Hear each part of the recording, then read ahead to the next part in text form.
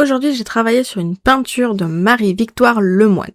Alors, Marie-Victoire Lemoine est née en 1754, ses parents faisaient partie de la bourgeoisie parisienne, et dans sa famille, comme ses sœurs, elle et plusieurs femmes de sa famille sont peintres professionnels, j'entends.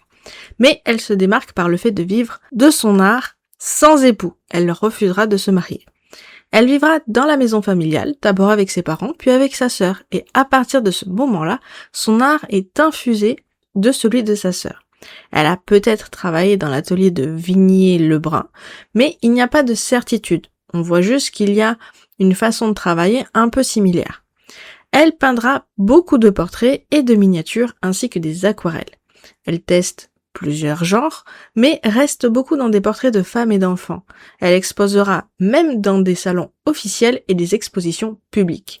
Elle va mourir en décembre 1826 après 6 ans où on sait pas trop ce qu'elle a fait. Voilà, on n'a pas trop de traces de ce qu'elle a fait pendant les 6 dernières années. On sait juste que ces tableaux ont beaucoup été exposés dans les expositions publiques à ce moment-là. Ici, sur le tableau que j'étudie, il s'agit de Marie-Genièvre Lemoine et de sa fille Anne-Aglaé Dulichi. Bon, ce tableau a été peint en 1802. Bon, j'avoue, j'étais pas très motivée à faire l'enfant, on voit un peu la différence du travail entre les deux visages, mais je voulais quand même que mon étude soit un petit peu plus poussée.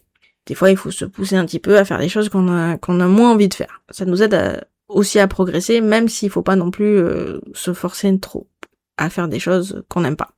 Ici, comme à chaque fois, je n'essaye pas de reproduire exactement. J'essaye de comprendre l'œuvre et en même temps, je voulais travailler sur des tableaux de peintres femmes parce que je trouve qu'ils ne sont pas très mis en avant.